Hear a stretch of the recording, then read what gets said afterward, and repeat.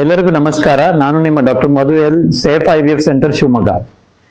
ಈಗ ಕಳೆದ 2 ವಿಡಿಯೋಗಳಲ್ಲಿ ನಾವು ನಿಮ್ಗೆ ಈ ಅಜೂಸ್ಪರ್ಮಿಯಾ ಬಗ್ಗೆ ಮಾಹಿತಿ ಕೊಡ್ತಾ ಹೋಗ್ತಾ ಇದ್ದೀವಿ. ನನ್ನ ಫಸ್ಟ್ ವಿಡಿಯೋದಲ್ಲಿ ತಮ್ಗೆಲ್ಲ ತಿಳಿಸಿದ್ದೆ ಈ ಅಜೂಸ್ಪರ್ಮಿಯಾ ಅಂದ್ರೆ ಏನು, ಅದರಲ್ಲಿ ಎಷ್ಟು ರೀತಿ ಇರುತ್ತೆ ಅಂತ ಹೇಳಿ ಒಂದು ಸಂಕ್ಷಿಪ್ತವಾಗಿ ತಿಳಿಸಿದ್ದೆ. ಈ ನಮ್ಮ 2ನೇ ವಿಡಿಯೋದಲ್ಲಿ ಈ ನಾನ್ ಅಬ್ಸ್ಟ್ರಕ್ಟಿವ್ ಅಜೂಸ್ಪರ್ಮಿಯಾ ಹಾಗಂದ್ರೆ ಏನು, ಅದ್ರದ್ದು ಮೆಡಿಕಲ್ ಮ್ಯಾನೇಜ್ಮೆಂಟ್ ಆದ್ರೆ ಸಾಧ್ಯವಾದ್ರೆ ಏನು ಅಂತ ಹೇಳಿ ಡಾಕ್ಟರ್ ಜೀವಂತಿ ಅವರು ತಮ್ಮ ಎದುರಿಗೆ ಪ್ರೆಸೆಂಟ್ ಮಾಡಿದ್ದಾರೆ. ಈ ವಿಡಿಯೋದಲ್ಲಿ ನಾನು ನಿಮ್ಗೆ ಈಗ ಅಬ್ಸ್ಟ್ರಕ್ಟಿವ್ ಅಜೂಸ್ಪರ್ಮಿಯಾ ಅಂತಂದ್ರೆ ಏನು ಅಂತ ಅನ್ನೋದ್ರ ಬಗ್ಗೆ ಸಂಕ್ಷಿಪ್ತವಾಗಿ ತಿಳಿಸ್ಕೊಡ್ತೀನಿ. ಈ ಅಬ್ಸ್ಟ್ರಕ್ಟಿವ್ ಅಜೂಸ್ಪರ್ಮಿಯಾ ಅಂತಂದ್ರೆ ತುಂಬಾ ಸರಳವಾಗಿ ಹೇಳ್ಬೇಕು ಅಂತಂದ್ರೆ, ಆ ವೃಷಣ ಅಂದ್ರೆ ಟೆಸ್ಟಿಸ್ ಅಲ್ಲಿ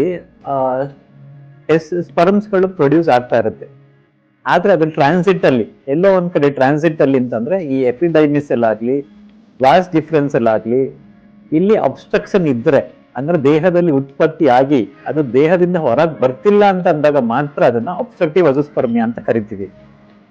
ಸೊ ಇದಕ್ಕೆ ಏನ್ ಟ್ರೀಟ್ಮೆಂಟು, ಹೇಗ್ ತಿಳ್ಕೊಳೋದು ಅಂತ ಈ ನಾನು ಅವಾಗ್ಲೇ ಹೇಳ್ದಂಗೆ ನನ್ನ ಫಸ್ಟ್ ವಿಡಿಯೋದಲ್ಲಿ ಈ ಅಜೂಸ್ಪರ್ಮಿಯಾ ಅಂತ ಬಂದಾಗ ಫಸ್ಟ್ ಥಿಂಗ್ ನಾವೇನ್ ಮಾಡ್ತೀವಿ ಅಂದ್ರೆ ಕ್ಲಿನಿಕಲ್ ಎಕ್ಸಾಮಿನೇಷನ್ ಮಾಡಿರ್ತೀವಿ.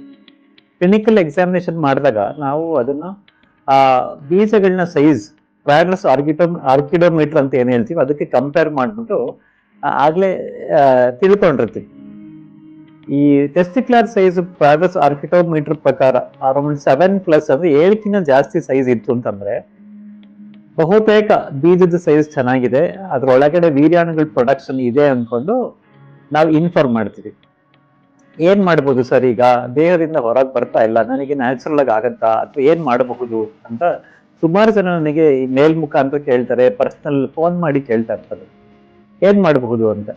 ಸೊ ಈಗ ಇದಕ್ಕೆ ನಿರಾಶರಾಗೋ ಅವಶ್ಯಕತೆ ಇಲ್ಲ. ಈ ಅಬ್ಸ್ಟ್ರಕ್ಟಿವ್ ಅಜೂಸ್ಪರ್ಮಿಯಾದಲ್ಲಿ ತುಂಬಾ ಸರಳವಾದ ಶಸ್ತ್ರಚಿಕಿತ್ಸೆಗಳನ್ನ ಮಾಡಬಹುದು. ಶಸ್ತ್ರಚಿಕಿತ್ಸೆ ಅಂತ ಹೇಳೋದಕ್ಕಿಂತ ಅದು ಮೈನರ್ ಪ್ರೊಸೀಜರ್ಸ್ ಅಂತ ಹೇಳ್ಬೋದು.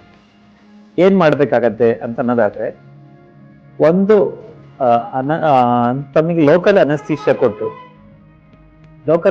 ಕೊಟ್ಟು ಎಪಿಡೈಮಿಸ್ ಅನ್ನೋ ಒಂದು ಆರ್ಗನ್ ಇರುತ್ತೆ, ಅದು ಜಸ್ಟ್ ವೃಷಣಗಳ ಮೇಲಿರುತ್ತೆ ಅಂದ್ರೆ ಟೆಸ್ಟಿಸ್ ಮೇಲಿರುತ್ತೆ. ಅದ್ರ ಮುಖಾಂತರ ಒಂದು ಫೈನ್ ನೀಡ್ಲಿಂದ ಆ ಎಪಿಡೈಮಿಸ್ ಇಂದ ವೀರ್ಯಾಣುಗಳನ್ನ ಹೊರಗೆ ತೆಗಿಬಹುದು. ಅದನ್ನ ಪೀಸಾ ಅಂತ ಕರಿತೀವಿ, ಪರ್ಕ್ಯೂಟೇನಿಯಸ್ ಎಪಿಡೈಮಲ್ ಸ್ಪರ್ಮ್ ಆಸ್ಪಿರೇಷನ್ ಅಂತ ಹೇಳಿ ಕರಿತೀವಿ. ಈ ತರ ಪೀಸಾ ಇಂದ ಮುಖಾಂತರ ಬಂದಿರುವಂತ ವೀರ್ಯಾಣುಗಳು 100% ಮೊಟಿಲಿಟಿ ಇರುತ್ತೆ, ಚೆನ್ನಾಗಿರುತ್ತೆ. ಅದೇನಾದ್ರೂ ಸಿಕ್ತು ಅಂತಂದ್ರೆ 2 ರೀತಿ ಯೂಸ್ ಮಾಡ್ಕೋಬಹುದು. IUI ಮಾಡಬಹುದು ಅಥವಾ ಅದನ್ನ ಇಕ್ಸಿ ಮುಖಾಂತರ ಮಾಡಬಹುದು. ನೆಕ್ಸ್ಟ್ ಪ್ರೊಸೀಜರ್ ಈ ಇದರಲ್ಲಿ ಸಿಗ್ಲಿಲ್ಲ ಅಂತ ಅನ್ನೋದಾದ್ರೆ ನೆಕ್ಸ್ಟ್ ವಿಧಾನ ಅಂದ್ರೆ ಟೆಸ್ಟಿಕ್ಯುಲರ್ ಸ್ಪರ್ಮ್ ಆಸ್ಪಿರೇಷನ್, ಟೀಸಾ ಅಂತ ಕರಿತೀವಿ. ಅಂದ್ರೆ ಬೀಜಗಳಿಂದನೇ ನೇರವಾಗಿ ಈ ಸೆಮಿನಲ್ ಟ್ಯೂಬ್ಸ್ ಮುಖಾಂತರ ಅದನ್ನ ಹೊರಗೆ ತೆಗೆಯುವಂಥದ್ದು ಒಂದು ವಿಧಾನ ಇದೆ. ಈ 2 ಪ್ರೊಸೀಜರ್ ನಮ್ಮ ಸೆಂಟರ್ಗಳಲ್ಲಿ ನಾನೇ ವೈಯಕ್ತಿಕವಾಗಿ ಮಾಡ್ತೀನಿ. ಈ ಟೀಸಾ ಇಂದ ಮಾಡಿದಾಗ ಅಂತ ವೀರ್ಯಾಣುಗಳಲ್ಲಿ ಚಲನ ಶಕ್ತಿ ಕಡಿಮೆ ಇರುತ್ತೆ ಅಥವಾ ಇರೋದೇ ಇಲ್ಲ, ಆದ್ರೆ ಅದನ್ನ ಇಕ್ಸಿ ಮುಖಾಂತರ ತಮ್ಮದೇ ಆದ ಮಗು ಪಡಿಬಹುದು. ಆಯ್ತು ಸರ್, ಈಗ ನೀವು ಟೀಸಾ ಮಾಡಿದ್ರಿ ಏನು ಸಿಗ್ತಾ ಇಲ್ಲ, ಟೀಸಾನು ಮಾಡಿದ್ರಿ ಏನು ಸಿಗ್ತಾ ಇಲ್ಲ ಅಂತ ಅನ್ನೋದು ಮುಂದೆ ಏನು ಅಂತ ಅನ್ನೋದು ಎಲ್ಲರೂ ಕೇಳೋಂಥ ಪ್ರಶ್ನೆ. ಈಗ ಮೈಕ್ರೋಸ್ಕೋಪ್ ಮುಖಾಂತರ ಮೈಕ್ರೋ ಟಿಸಿ ಅಂತ ಕರಿತೀವಿ ನಾವು.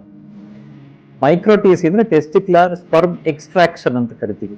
ಈ ಮೈಕ್ರೋ ಟಿಸಿ ಮುಖಾಂತರ ಅದು ಬೀಜನ ಹೋಲ್ಡ್ ಮಾಡ್ಬಿಟ್ಟು ಅದರಿಂದ ವೀರ್ಯಾಣುಗಳನ್ನ ತೆಗೆಯುವಂತ ಒಂದು ಪ್ರಕ್ರಿಯೆ ಕೂಡ ಮಾಡುತ್ತೆ.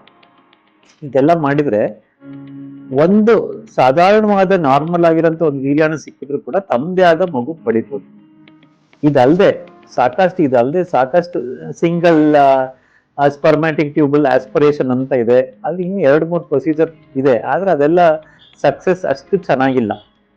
ಹೇಳ್ಬೇಕು ಅಂದ್ರೆ ಇದು ಟೀಸಾ ಆದ್ರೂ ಮೈಕ್ರೋ ಟಿಸಿ ಮುಖಾಂತರ ಬಹುತೇಕ ಬೀಜದಲ್ಲಿರುವಂತ ವೀರ್ಯಾಣುಗಳನ್ನ ತೆಗೆದು ನಿಮಗೆ ಮಗು ಮಾಡ್ಕೊಡ್ಬೋದು, ನಿಮ್ದೇ ಆದ ಮಗು ಮಾಡ್ಕೊಡ್ಬೋದು. ಒಂದು ವೇಳೆ ಇದಲ್ಲದಲ್ಲೇ ಇದ್ರೆ ಕೆಲವು ರೇರ್ ಕಂಡೀಷನ್ಸ್ ಅಲ್ಲಿ ಇಜಾಕ್ಯುಲೇಟರಿ ಡಕ್ಟ್ ಅಬ್ಸ್ಟ್ರಕ್ಷನ್ ಆಗಿರುತ್ತೆ. ಅದನ್ನ ಕೂಡ ಇಜಾಕ್ಯುಲೇಟರಿ ಡಕ್ಟ್ ಅಬ್ಸ್ಟ್ರಕ್ಷನ್ ಹೋಗ್ಲಾಡ್ಸಲು ಒಂದು ಸಣ್ಣ ಸರ್ಜರಿ ಮಾಡ್ಬೇಕಾಗತ್ತೆ. ಅದನ್ನ ಮಾಡಿದ್ರು ಕೂಡ ನ್ಯಾಚುರಲ್ ಆಗಿ ಕನ್ಸೀವ್ ಆಗ್ತಾರೆ, ಅಂದ್ರೆ ಅದ್ ಮಾಡಿ ಇನ್ ಕೇಸ್ ಅದನ್ನ ಏನಾದ್ರು ನಾವು ಪೇಟೆನ್ಸಿನ ಎಸ್ಟಾಬ್ಲಿಷ್ ಮಾಡಿದ್ರೆ ಖಂಡಿತ ನ್ಯಾಚುರಲ್ ಆಗಲ್ಲ. ಇನ್ನ ಕೆಲವು ಸರಿ ವೆಸೆಕ್ಟಮಿ ಮಾಡಿಸ್ಕೊಂಡಿರ್ತಾರೆ. ವೆಸೆಕ್ಟಮಿ ರಿವರ್ಸಲ್ ಅಂತ ಕೂಡ ನಾವೆಲ್ಲ ನಮ್ಮ ಪ್ರೊಸೀಜರ್ಸ್ ಗಳಲ್ಲಿ ಓದಿದೀವಿ. ವೆಸೆಕ್ಟಮಿ ರಿವರ್ಸಲ್ ಮಾಡಿ ಕೂಡ ಲಿಟ್ರೇಚರ್ ಅಲ್ಲಿ ಇದೆ, ನ್ಯಾಚುರಲ್ ಆಗಿ ಕನ್ಸೀವ್ ಆಗಿದ್ದಾರೆ ಅಂತ. ಇಷ್ಟು ಕೆಲವು ಸರ್ಜಿಕಲ್ ಸ್ಪರ್ಮ್ ರಿಟ್ರೀವಲ್ ಟೆಕ್ನಿಕ್ಸ್ ಅಂತ ಹೇಳಿ ಇಷ್ಟು ಪ್ರೊಸೀಜರ್ಸ್ ನಮ್ ಸೆಂಟ್ರಲ್ ಮಾಡ್ತೀವಿ. ಆದ್ರೆ ಎಲ್ಲರನ್ನೂ ಒಬ್ಬರಿಗೆ ಮಾಡೋದಿಲ್ಲ. ನಿಮಗೆ ಯಾವ್ದು ಉಚಿತವೋ ಅದನ್ನ ಮಾಡ್ತೀವಿ.